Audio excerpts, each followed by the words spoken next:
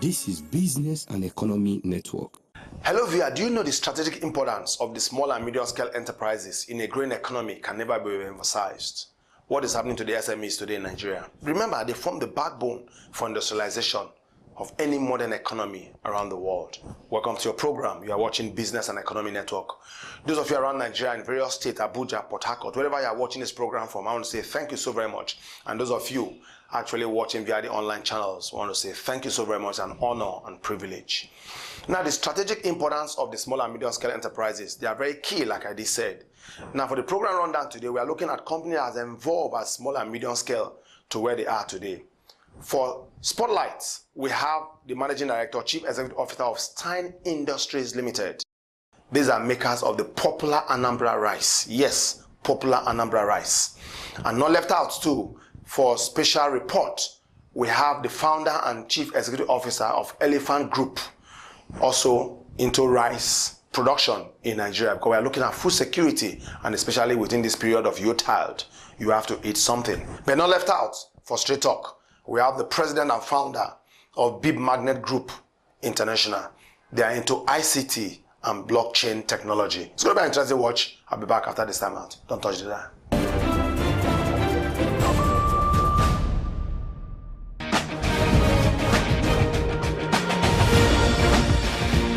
Agriculture, if properly enhanced, can actually be our country's main revenue generator. There is the need for stakeholders to look inwards, having in mind the fast-growing population rate in the country. Chief Akai Egwonu, the MD CEO of STINE Industries Limited, saw a need many years ago to ensure food sufficiency and has been consciously making efforts in that direction. STINE Industries Limited is one of Nigeria's biggest rice cultivating and processing company, with a capacity of not less than 8,000 to 10,000 kilograms or 440 tons per day. STINE Industries is the sole producer of the popular Anambra rice, which is homegrown, eaten, and loved by all. Its quality has brought many from far to purchase the popular Anambra rice.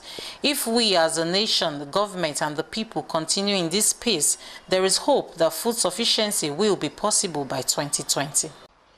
Well, Anambra Rice brand is a brand that is so unique. It's a sign of patriotism for most of Anambra State citizens. It's rice that they know that is homegrown in Anambra State, harvested, processed here in Anambra State.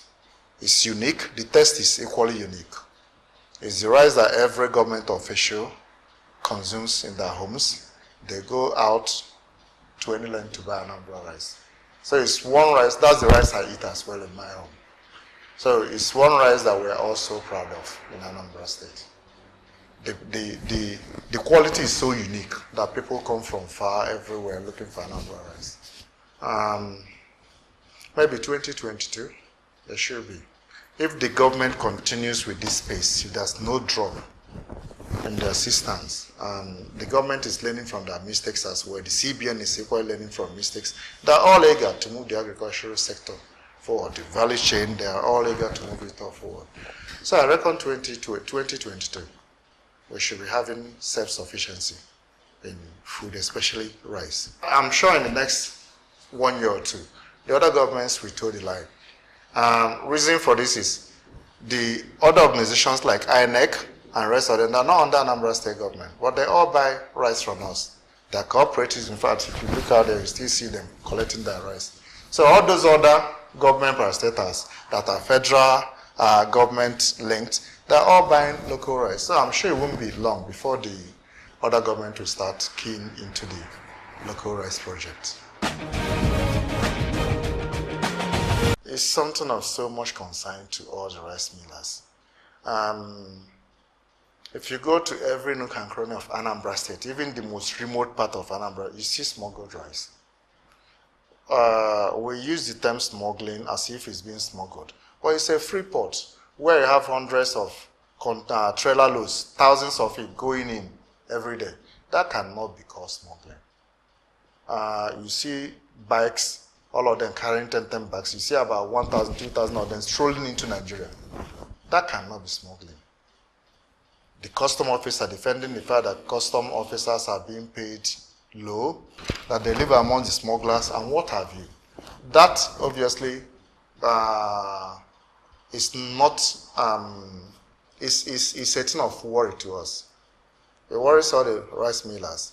I know that the federal government would like to do everything to stop smuggling, but the people that are meant to stop the smuggling do not see it to stop smuggling, which are the customs. You know, I know that if there's anything that the Buhari government will do the second to stop smuggling, I'm sure he will do it. But the people saddled with that responsibility are not really doing as much. So with that, we have a serious problem in smuggling. If smuggling can be curtailed, I can assure you that agriculture will be a big business in Nigeria, because there are so many people, so many new entrants into the business every day. But the sooner they enter, the same speed they're coming out of it. You know, some rice mills are closing, some new ones are coming up, but it shouldn't be the case. It's been trailer driving since we started production to this second. It has not been easy.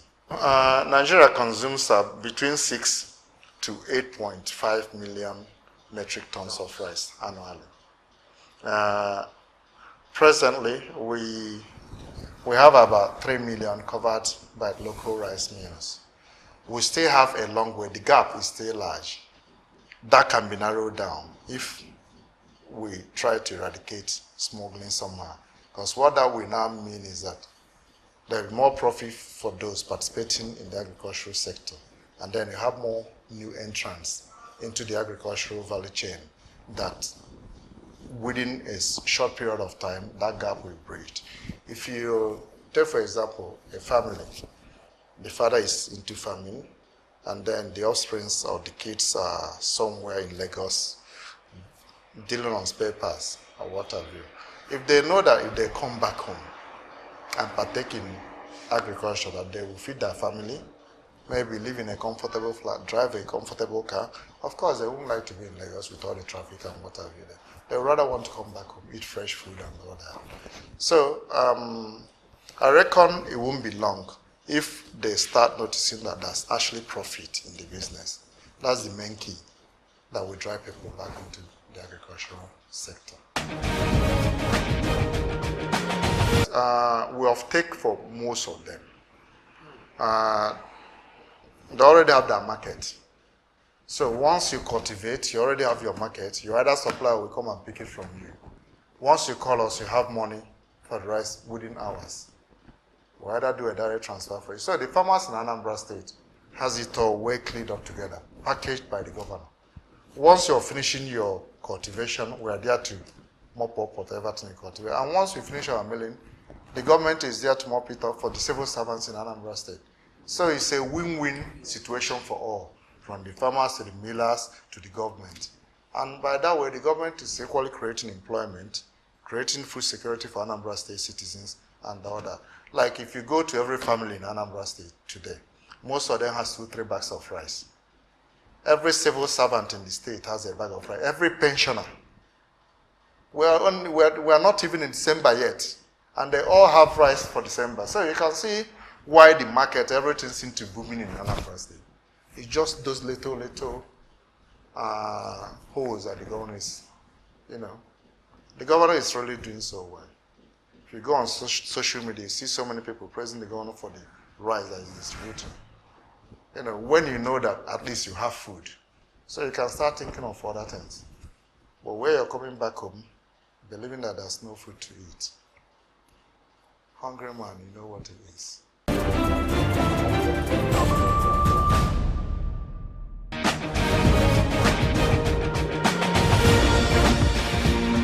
Mr. Tunji Owoye is the founder, Group Managing Director, Elephant Group PLC, a firm that started up as an export agro-commodity business and was targeted to boost foreign exchange and the value of the naira.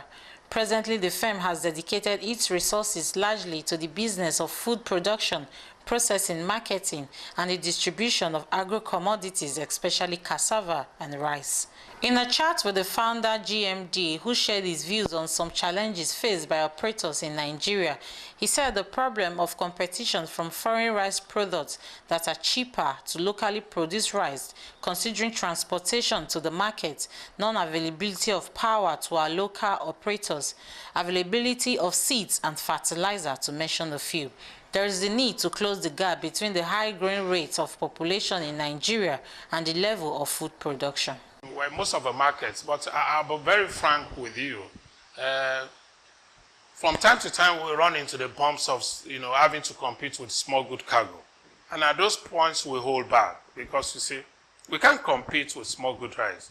The bag of 50 kg rice lands to Cotonou port at 7,000 naira per bag. Plus or minus, it's going to take them about 2,000 to 3,000 naira to get it into Nigerian destinations. You can't compete with all of those moves. So because if you look at what we're buying, how much do we buy paddy? We buy paddy at about 130,000, 140,000 naira per ton. You can do the math, do the calculation.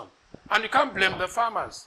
Most of the paddy that comes from our Nigerian farms, most of these farmers are smallholder farmers.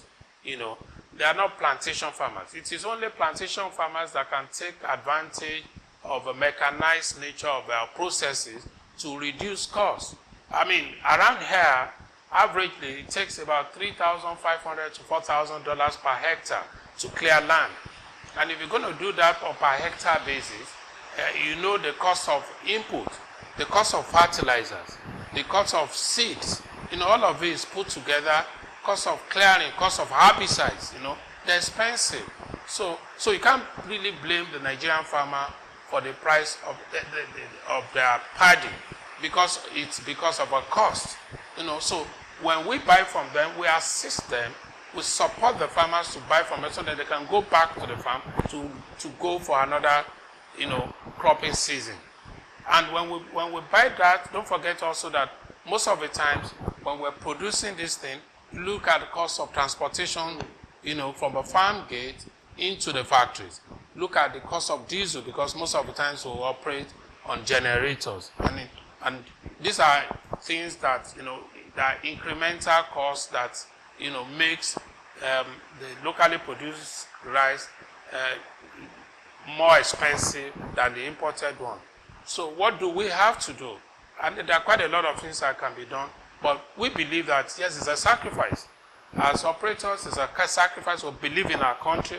We believe we must do the investment. We believe that there must be consistency. We also must tell this to our consumers that the sacrifice that is required from them as well is to take it at those cost plus for temporarily. Over the years, those costs will be coming down.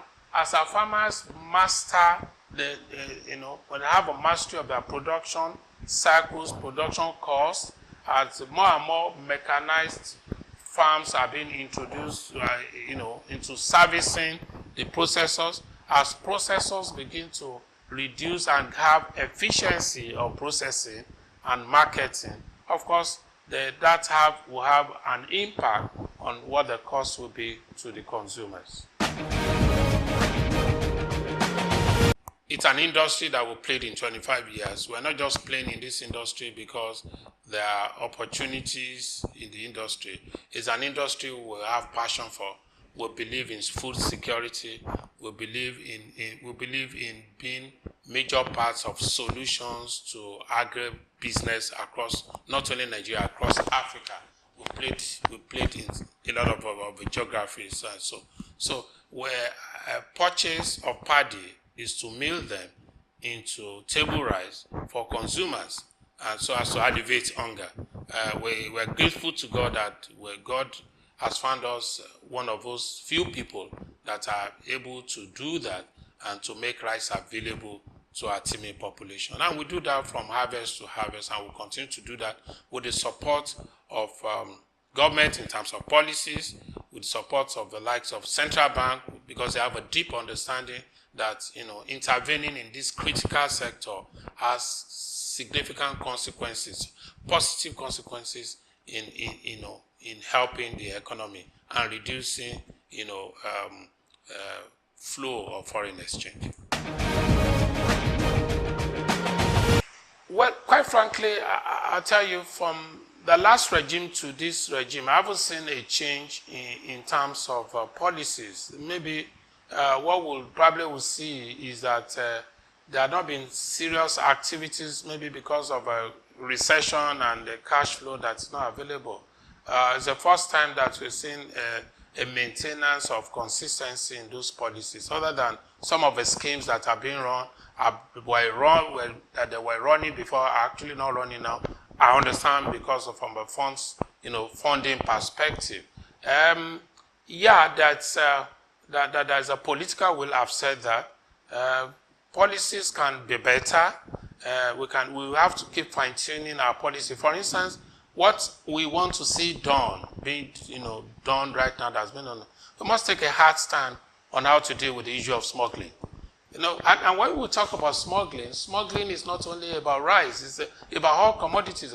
I think there's a major economic attack on Nigeria by some of our neighbors. There's a serious sabotage going on, because I've said it over and over again that yes, we're big brothers, but you cannot go and hang your big brother because they have a population and all of that. So we should take a hard position in our relationship with our West African, the countries around us, because there's a lot of attack, there's a lot of economic sabotage going on in those areas. And government should aggressively review our positions on ECOWAS. I mean, because the ECOWAS treaty and law states that what you don't produce in your country, you don't allow it to be transported or to be sent to other countries. But you see a situation where there's a serious target attack on, some ports so that they can come into Nigeria.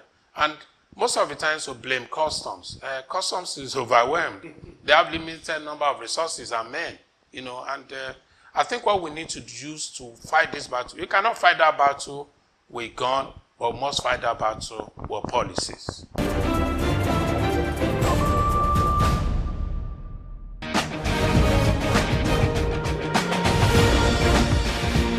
Ambassador Gilead Okolonkwo is the president, BEEPMAGNET International Group. Though young but have massive weight of experience, BEEPMAGNET is an expert in revenue collection solutions and has the following products for its community: BEEP Estate, BEEP Travels, BEEP Academy, Gold Club, BEEP Payment, to mention a few. The group has recently added a unique product to its collections, specially designed blockchain technology for women to solve challenges and be empowered. The product is called the Sissy Box, a special healthy box pack for the female folks, considering they form the larger community. As a market expert, Ambassador has rolled out strategies to make Sissy Box in one of every 3 homes. Using the blockchain technology, it means there is an extra benefit in buying Sissy Box and telling others. Yes, BEEPMAGNET Group is an ICT firm, which is the coming together of great professionals with the focus of using blockchain technology to solve problems. The fundamental principle about the ethics of our organization is based on the fact that we can solve problems using modern day technology that is available. Now, in order for us to achieve this goal, the idea, or I would say, it started as an idea. But in order for us to be seen as a professional organization, from pockets of idea, it evolved. And this evolution grew into BEEPMAGNET Group. So what that means is that our starting point, which was based on ideas, eventually evolved. And that is why BEEPMAGNET Group have about 7 subsidiaries. These 7 subsidiaries are companies on their own that is focused on solving one form of problem or the other. These problems span from, the neglect of women. We said if we are able to break that space, get women involved in what we are doing, provide a form of solution that is dear to them, we can pass this value of empowerment not only to the mother, but also to the children. So we developed a product that has a bearing with women, irrespective of your status, of your class, of your nationality. And we are super excited whenever we share this particular word product. And then the name of that particular subsidiary is called CC Box Global Enterprise. And our trademark is CC Box. So CC Box is one of our subsidiaries that is focused on attracting women to blockchain technology. It is also focused on assisting women to be empowered to support the family. And then we are also focused on using a unique distribution channel to see to it that our product penetrate every nook and cranny of Africa. We also have another of our subsidiary, which is known as BPay Systems and Technology. It's actually a technology firm that is focused on developing softwares. And then BPay, as we speak, have developed a unique software which is known as QTrade AI. The QTrade AI simply represents quality trade artificial intelligence. When we say artificial intelligence, we are talking about bringing ease amidst complexity to be able to empower our subscribers.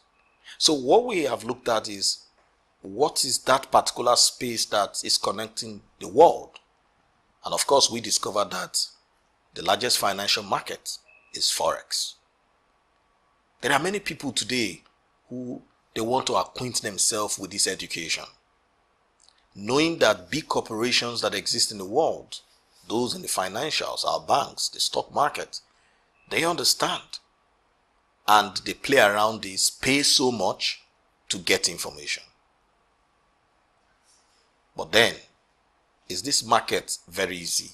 The answer is no. It's very volatile. But then if you are a core professional, you would understand that following the fundamental principle of this market, you will definitely achieve more winning than loss. So QTrade AI is one of our unique premium products, which is simply designed that individuals who want to tap into the largest financial market can do so amidst their busy schedule, amidst the fact that they don't understand candlesticks, amidst the fact that yes, they have attended a lot of training on Forex, but they cannot still go into that market because they are afraid, amidst the fact that there is a lot of misconception about this market. So we are saying that fear not, because QTrade AI is there for you. So the QTrade AI solution that BPay Systems and Technology have developed is very simple. We are saying all you need to do is to subscribe to our service. The moment you subscribe to our service, we have a contract with you for 1 year. That within this period, we are going to connect our AI with your broker account. That simply means that we give you 100% control of your account, because we are not an investment company, so we do not touch your funds. But we have technology that can actually help you. So all you need to do is, we have recommended brokers, open an account with them, do your KYC, fund your account, and then reach out to our support team. Pay for the subscription, and then we'll connect our artificial intelligence service with you. And when that is done, this process will take a maximum of 72 hours. And after that, sit back, relax, and then always smile every evening with statements that is actually happening in your account. As an organization, we are always focused on giving more value for money. And what have we done? Because we are a blockchain-driven organization, the idea is that we are on a mission. And that mission is that we want to drive what we call blockchain consumer loyalty. Loyalty is value. And on a traditional sense, we have seen great organizations build loyalty into what they do. That is why when you buy something in a place, in appreciation, what happens? That organization does what? It gives you what? A representation for your purchase. This is Business and Economy Network.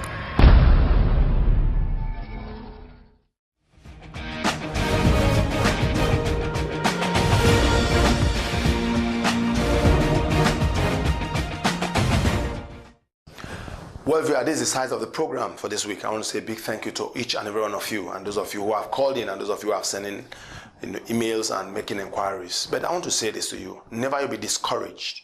Wherever you find yourself today, remember, the bunch of keys in your hand, one definitely will open the door. Meaning, with perseverance, determination, and focus, definitely we'll get there. Keep moving. Don't just stop. Keep moving. Don't be stagnant. On behalf of our production crew, I want to say thank you so very much. This is season of celebration. Remember this: you have to count your blessing and look back and see where you're coming from and what God has done for you. So go to church, wherever your place of worship, and thank God. And let your head remain high. Next year is going to be far, far better. I will see you again same time next week, God's willing. Stay blessed.